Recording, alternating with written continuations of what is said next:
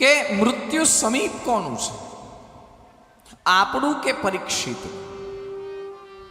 વિચારવાની જરૂર છે. જો બ્રાહ્મણના બાળકે શ્રાપ આપ્યો, આને હું શ્રાપ ન માની શકું અથવા તો આને શ્રાપ ન કહી શકું એટલા માટે કે બ્રાહ્મણના બાળકે 7 દિવસ સુધી પરીક્ષિતના આયુષ્યને બાંધી દીધું છે. હવે 7 દિવસ સુધી કોઈ પણ કાળ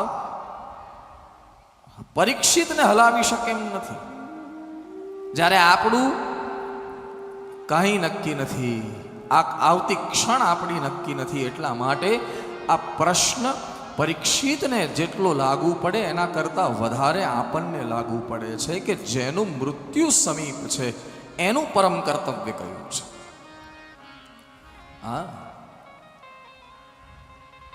અતઃ પૃચ્છામિ સંસિદ્ધિમ યોગિનામ પરમમ ગુરુમ. પરીક્ષિત જે કાલે બોલ્યો એમાં એણે એમ નથી કીધું કે મારું મૃત્યુ નજીક છે.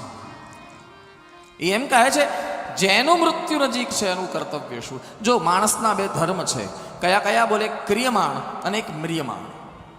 ક્રિયમાણ એટલે કર્મ કરવું એ માણસનો ધર્મ છે, અને અંતે કર્મ જ્યારે વિરામ પામે ત્યારે મરી જવું એ ભગવાન એ માણસનો ધર્મ છે. મ્રિયમાણ એટલે મરી જવું. મ્રિયમાણસ્ય સર્વથા. અને એ પરીક્ષિતે શુકદેવજીને પૂછ્યું, શુકદેવજી પ્રત્યભાષત ધર્મજ્ઞો ભગવાન બાદરાયણી બોલવાનો આરંભ કર્યો. હે રાજન, જેનું મૃત્યુ સમીપ હોય એને વિપુલ પ્રમાણમાં પરમાત્માનું ભજન કરવું જોઈએ. બસ રાજા યોગીનામ નૃપ નિર્ણિતમ હરેર નામાનું કીર્તનમ. આ જગતમાં જેને ખબર પડી જાય કે મારું મૃત્યુ નજીક છે એને વિપુલ પ્રમાણમાં પરમાત્માનો આશ્રય. આમ તો ભલે આપણે અત્યારે આ કથાના દ્રષ્ટિએ બોલી રહ્યા છીએ, કથાના સંદર્ભમાં બોલી રહ્યા છીએ, બાકી પ્રત્યેક ક્ષણે વ્યક્તિનો આશ્રય તો પરમાત્મા હોવો જોઈએ. પ્રત્યેક ક્ષણ. ઘણા લોકો ભગવાનને માને ખરા, હું ના કહું, બહુ માને, બહુ તીવ્રતાથી માને, પોતાની જાતને કંઈક બતાવ. ક્યારેક ક્યારેક આપણે દંભથી પણ પરમાત્માને માનતા હોઈએ છીએ, કારણ કે કલિયુગ છે સાહેબ. આપણે ભગવાનને પગે લાગતા હોઈએ ને તો આપણે એકચ્યુઅલી ભગવાનને પગે ન લાગતા હોઈએ. આપણે એટલા માટે પગે લાગતા હોઈએ કેટલાક લોકો મને જોવે છે. આપણી હવે અત્યારે, કારણ કે આપણને સેન્ટર ઓફ ધ પોઈન્ટ રહેવાની હવે આદત પડી ગઈ છે. મને જોવે છે, મને જોવા જોઈએ લોકો કે હું ભગવાનને પ્રણામ કરું છું. અત્યારે આવી મેન્ટાલિટી હવે બની ગઈ છે. કહેવાનો અર્થ એ સાહેબ કે પ્રત્યેક ક્ષણે ઈશ્વરનું અનુસંધાન તો હોવું જ જોઈએ. પ્રત્યેક ક્ષણે. જેનું મૃત્યુ સમીપ હોય ન હોય એની આરે કંઈ લાગતું વળગતું નથી. અને એક સંદર્ભમાં અત્યારે જ આપણે ચર્ચા કરી કે આપણી પાસે આપણી મૃત્યુની તારીખ નથી, તો એનો મતલબ આવતી ક્ષણે છે એમ સમજીને જ આપણે જીવવું જોઈએ.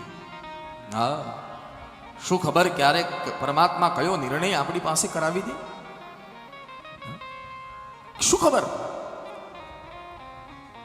એ જ પરમાત્મા છે, એના નિર્ણય અતિ વિચિત્ર છે. એટલા માટે ગોસ્વામીજી એક શબ્દ વાપર્યો છે સાહેબ કે તુલસી ભજો કસંગ કો આંધા ધૂંધ સરકાર. આ તો ક્યારે કયો નિર્ણય.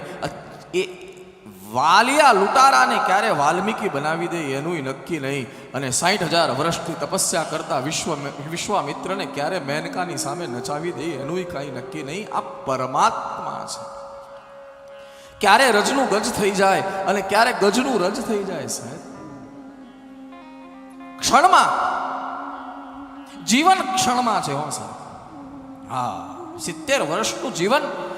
જો મને તમે તો ઘરના બેઠા છો એટલે કહેવાની ઈચ્છા થાય, ક્ષણનું જીવન એ જ જીવન છે. પ્રત્યેક ક્ષણ જીવતા શીખી જઈએ એ જ જીવન છે. દંભ રહિત જીવતા શીખી જઈએ, દ્વેષ રહિત જીવતા શીખી જઈએ, બીજાની માટે જીવતા શીખી જઈએ. મેં સેવા શબ્દનો અર્થ એટલા માટે જ મારી વ્યાસપીઠે પરમ દિવસે કર્યો હતો કે સેવા કોને કહેવાય? બોલે પોતાને બાકાત કરીને બીજા માટે વિચારો એનું નામ સેવા. પોતાને બાકાત કરી દો. જ્યાં પોતાનો સ્વાર્થ કોઈ સિદ્ધ ન થવો જોઈએ. અરે ત્યાં સુધી સાહેબ કે કોઈ જગ્યાએ સેવા કરો ને તો નામ પણ પોતાનું ન જવું જોઈએ કે આ સેવા મેં કરી છે.